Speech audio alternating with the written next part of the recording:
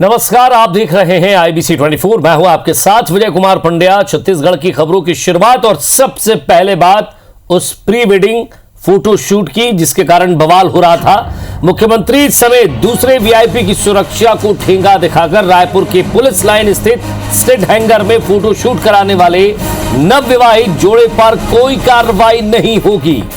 तो बड़ा दिल दिखाते हुए पुलिस, विमानन और इंटेलिजेंस अफसरों की बैठक में मुख्यमंत्री भूपेश बघेल ने खुद यह बात कही है। उन्होंने कहा है कि फोटो शूट कराने वाला जोड़ा मामले की गंभीरता को नहीं समझ पाया और उन पर कोई कार्रवाई नहीं होगी। उन्होंने नवविवाहित जोड़ों को आशीर्वाद देते हुए कहा कि हां, भविष्य में ऐसा ना हो इसलिए इस मामले की पूरी जांच होगी। आपको बता दें कि रायपुर के पुलिस लाइन स्थित स्टेट हैंगर प्रतिबंधित क्षेत्र है जहां आम आदमी के आने जाने पर पाबंदी है। इसके बावजूद सरकारी हेलीकॉप्टर का इस्तेमाल निजी हेलीकॉप्टर की तरह फोटो शूट के लिए इस्तेमाल किया गया। फोटो मुख्यमंत्री भूपेश बघेल की सरकारी स्टेट हैंगर में खड़े हेलीकॉप्टर के अंदर और बाहर शूट हुआ। बताया जा रहा है कि फोटो शूट में नजर आ रहा युवक जशपुर का रहने वाला है और बीजेपी के कद्दावर नेता का रिश्तेदार बताया जा रहा है। अब इस पूरे मामले पर जब सीएम ने यह कह दिया है साफ तौर पर कि कोई कार्रवाई नहीं होगी, वो मामले की गंभीरता को नहीं समझ पाएंगे, तो क्या किन्हीं अधिकारियों में कसावट होगी? यही जानने के लिए हमारे संवाददाता हमारे साथ जुड़े सौरभ सिंह परियार। सौरभ, स्टेट हैंगर जहां आम आदमी की एंट्री नहीं है, ऐसे में वहां फोटो शूट हो जाता है, कार्रवाई की बात होती है, एक कमेटी गठित हो जाती है, लेकिन उस कमेटी में मुख्यमंत्री से राय ली जाती है। वो साफ तौर पर कहते हैं कि ये उनकी गलती नहीं है, वो उस मामले की गंभीरता को नहीं समझ पाए। लेकिन आने वाले वक्त में इस तरह की केसेस ना हो, ये सुरक्षा का मामला है, वीआईपी सुरक्षा का मामला है। बिल्कुल ठीक कहा आपने। मुख्यमंत्री भूपेश बघेल ने इससे पहले भी इस तरीके के निर्णय लिए हैं और उनके ये दरिया दिली को दिखाता है कि किस तरीके से वो जो नव दंपत्ति को शुभकामनाएं देते हैं। और ये उनका कहना रहता है कि उस नव दंपत्ति को नहीं मालूम कि किस जगह पर जो है सुरक्षा रहती है और कहां पर सुरक्षा चूक हो सकती है। लेकिन ये जिम्मेदारी है संबंधित विभाग के अधिकारियों की है, कर्मचारियों की है। तो ऐसे में जो है अधिकारियों को जो है सचेत रहना चाहिए कि उस स्थान पर कोई ना पहुंचे।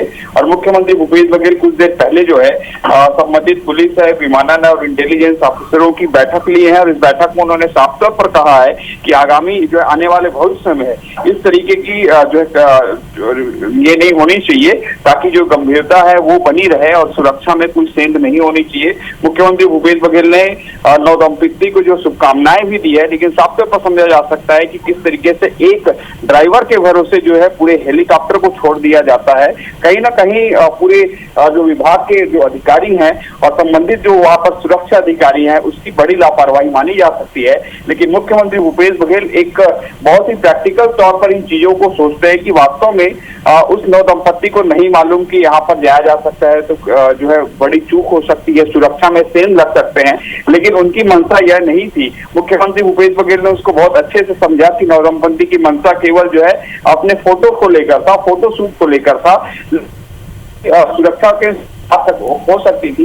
लेकिन मुख्यमंत्री ने इस बात को समझा और मुख्यमंत्री ने स्पष्ट रूप से अधिकारियों को कह दिया है कि भविष्य में इस तरीके की जो गतिविधि है वो नहीं होनी चाहिए और आप अपने कामों को जो है लेकर सजगता बरतें।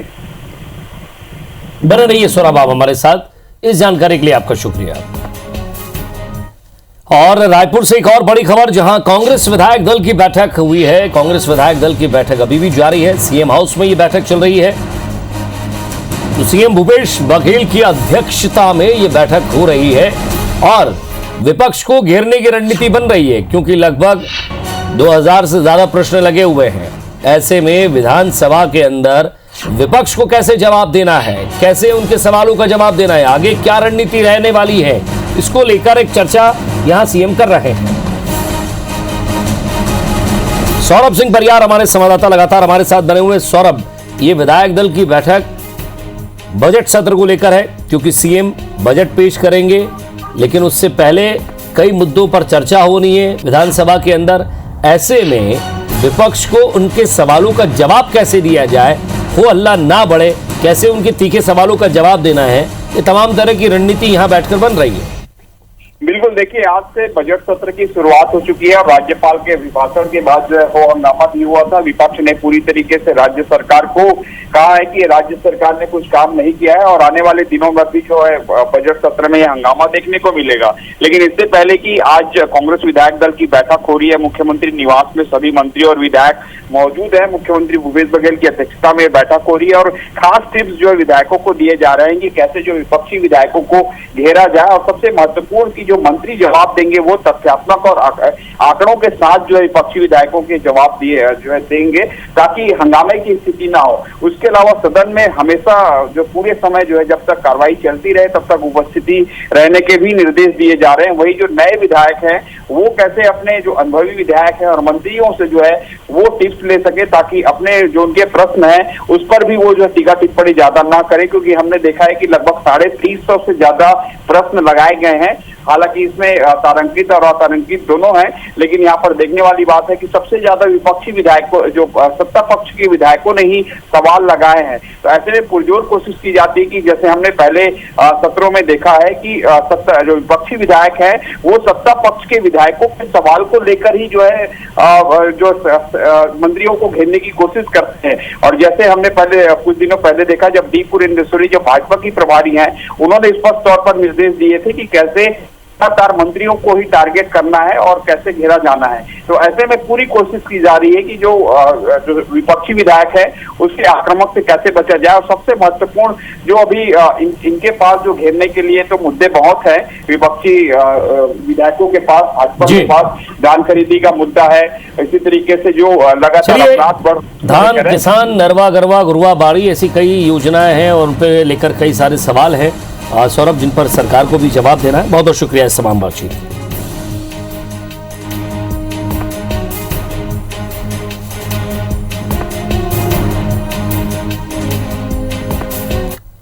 और छत्तीसगढ़ विधानसभा के बजट सत्र के पहले दिन राज्यपाल अनुसुईया उइके के अभिभाषण के बाद नेता प्रतिपक्ष धर्मलाल कौशिक के कक्ष में बीजेपी विधायक दल की बैठक हुई। बैठक में नेता प्रतिपक्ष के अलावा पूर्व मुख्यमंत्री रमन सिंह, बृजमोहन अग्रवाल, अजय चंद्राकर, शिवरतन शर्मा समेत बीजेपी के सभी विधायक मौजूद थे। बैठक में 28 फरवरी तक के बजट सत्र की रणनीति पर चर्चा हुई। बजट पेश होने के बाद फिर बीजेपी विधायक दल की बैठक होगी।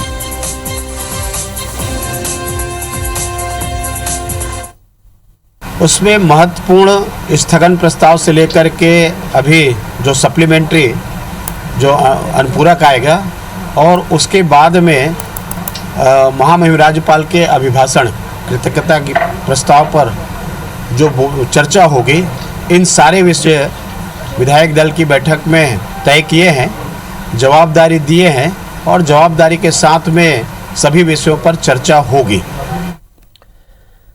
राज्यपाल अनुसुईया उइके के अभिभाषण के साथ ही छत्तीसगढ़ विधानसभा के बजट सत्र का आगाज हो गया है। अपने अभिभाषण के दौरान राज्यपाल ने कहा कि मेरी सरकार ने कोरोना के संकट से निपटने और उसके संक्रमण रोकने की दिशा में बेहतरीन काम किया है। प्रवासी श्रमिकों की सकुशल घर वापसी हुई, लोगों को निःशुल्क राशन मिला है। राज्य में रिकॉर्ड 93 लाख मीट्रिक टन धान की खरीदी हुई है। राज्य सरकार ने किसानों का कर्ज माफ करके ऐतिहासिक कार्य किया है। राज्यपाल ने कहा कि छत्तीसगढ़ को 11 विशिष्ट पुरस्कारों से केंद्र सरकार ने नवाजा है। सरकार ने स्वास्थ्य सुविधाओं को जनता के दरवाजे तक पहुंचाया है। खेल सुविधाओं का भी विस्तार किया जा रहा है। राज्यपाल ने गोधन न्याय योजना की तारीफ करते हुए कहा कि इससे नया आयाम स्थापित किया है। सरकार ने बच्चों को पढ़ई तुहर द्वार योजना शुरू की, जिससे कोरोना काल में भी बच्चों को शिक्षा मिलती है। विपक्ष ने राज्यपाल अभिभाषण को नीरस और वास्तविकता से दूर बताया। नेता प्रतिपक्ष धर्मलाल कौशिक ने कहा, भाषण में सरकार भविष्य की कार्य योजना का उल्लेख नहीं है। राज्यपाल के अभिभाषण के बाद सदन की कार्यवाही मंगलवार तक के लिए स्थगित कर दी गई।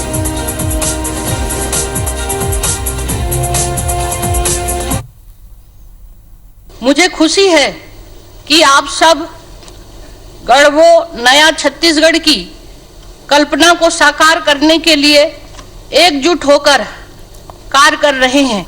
जन जीवन को भय के भंवर से निकालकर कोरोना काल में भी अनेक क्षेत्रों में नई उपलब्धियां हासिल कर सका। चुनौतियों के बीच सुधार और संकल्प के साथ समर्थन मूल्य पर धान खरीदी की गई। इस वर्ष सर्वाधिक 21 लाख 52,980 किसान पंजीकृत हुए थे, जिनमें से 20,53,483 किसानों ने अपना धान बेचा। से अभिभाषण से कि सरकार के जो आने वाले क्रियाकलाप की उसमें छाप दिखती है कि सरकार क्या करने वाली है, इसका उसमें पूरा अभाव दिखा है। ना कोई उसमें नया कुछ शामिल किया गया है और न ही सरकार की कुछ विजन उसमें कोई दिखाई दे रहा है। बेरोजगार नौजवान जो इस सरकार के वायदे पर उम्मीद लगा करके बैठे हैं कि उन्हें 2500 रुपया बेरोजगारी भत्ता मिलेगा, उसके बारे में कोई जिक्र नहीं हुआ।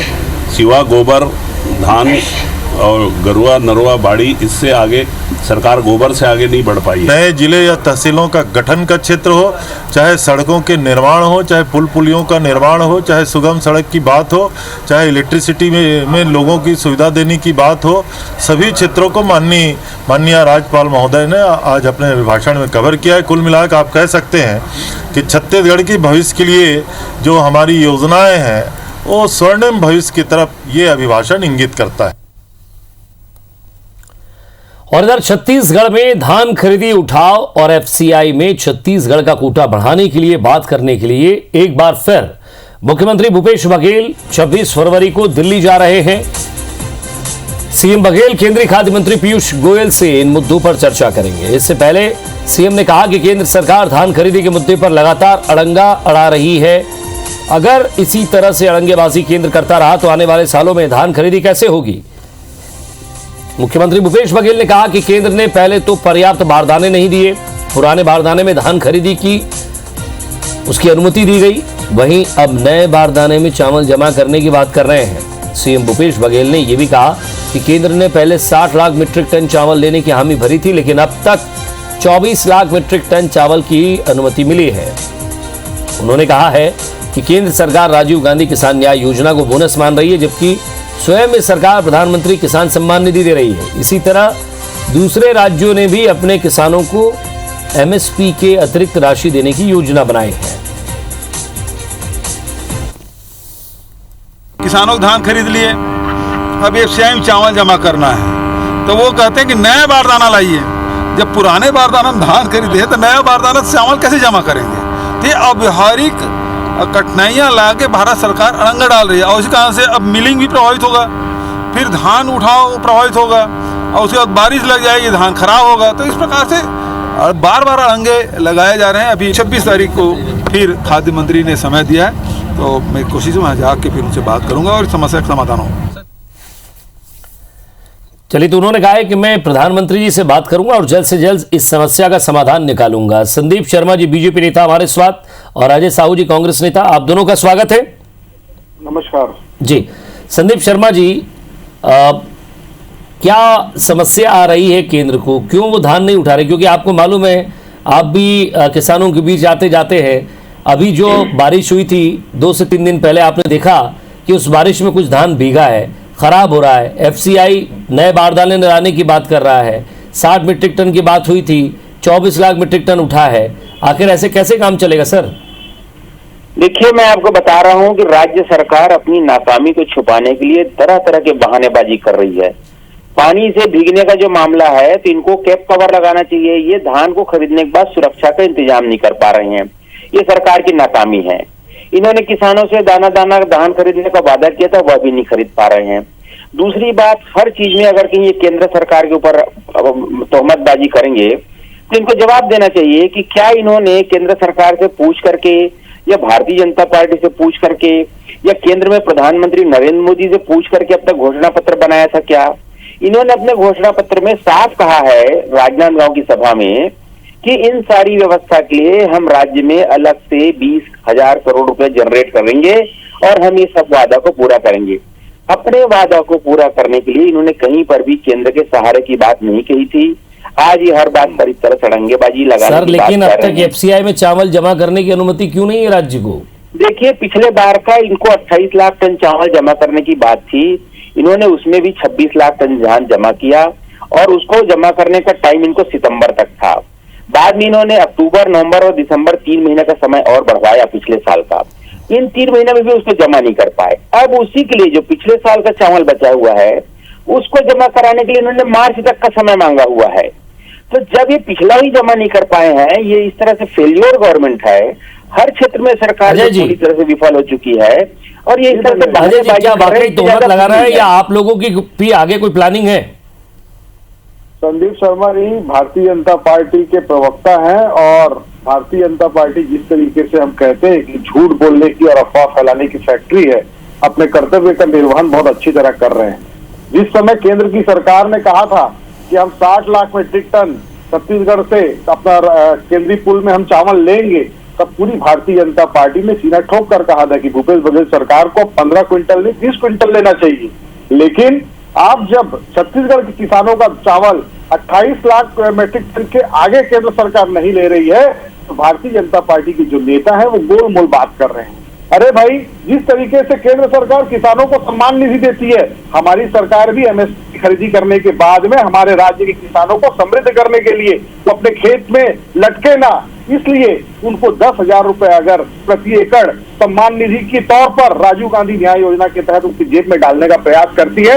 ये भारतीय जनता पार्टी को हजम क्यों नहीं होता? आपकी नजर में किसान की के सम्मान की जो राशि है वो 500 रुपए प्रति महीना हो सकती है, लेकिन भूपेश बघेल किसान परिवार से आते हैं, किसान के बेटे हैं, खुद खेती करते हैं, उनकी नजर में किसानों का सम्मान 10,000 रुपए प्रति एकड़ है। इस बात को लेकर के केंद्र सरकार के बीच में और राज्य सरकार के बीच में गलतफहमियां पैदा करने का जो काम पूरी छत्तीसगढ़ की भारतीय जनता पार्टी और डॉक्टर रमन सिंह कर रहे हैं, इसको छत्तीसगढ़ का किसान बहुत गौर से देख रहा है। आप इस प्रदेश के मुख्यमंत्री को जितना परेशान करेंगे, इस प्रदेश का किसान एक एक बात का बदला आपसे लेगा, इस बात को भूलिएगा मत संदीप शर्मा जी। और जो बात आप कह रहे हैं, आपकी केंद्र सरकार ने ही कहा था कि पुराने बारदाने कोविड-19 के इस महामारी के दौर में हम आपको नए बारदाने नहीं दे सकते। ऐसी परिस्थिति में हम पुराने बारदानों से आपकी की हुई खरीदों को हम पूरा करेंगे। अपने बार बार किए गए वादों से, अपने दिए गए आश्वासन से, अपने दिए गए, देखिए मुझे आने दीजिए, इतना समय अगर उन्हें दिए हैं तो। जी जी जी, चलिए बोलिए संदीप जी। देखिए मैं आपको बता रहा हूँ, ये केवल आरोपबाजी कर रहे हैं। केंद्र सरकार ने कहीं नहीं कहा था कि आप पुराने बारदाने में लीजिए। ये अपनी मजबूरी अपनी नाकामी छिपाने के लिए बारदाने का जब इंतजाम नहीं कर सके तो इन्होंने खरीदा पुराने बारदाने में खरीदी की जो अनुमति इन्होंने दी है।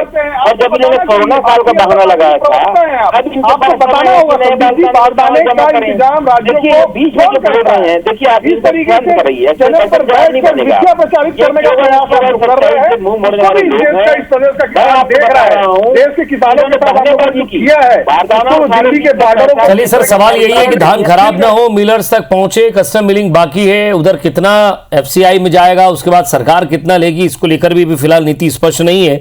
लेकिन सीएम खुद जाएंगे मिलने के लिए, उन्होंने कहा कि मैं प्रधानमंत्री जी से बात करूंगा और जल्द से जल्द इस समस्या का हल निकालूंगा। बहुत बहुत शुक्रिया आप दोनों का।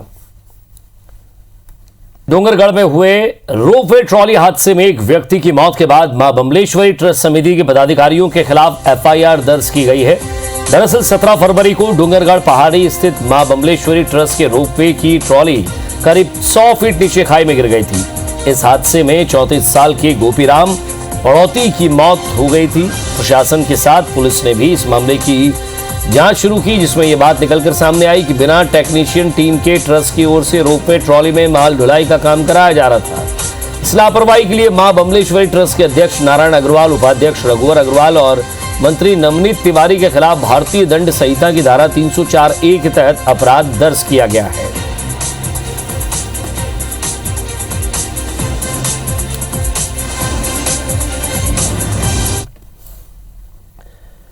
और इसी के साथ फिलहाल इस बुलेटिन में इतना ही।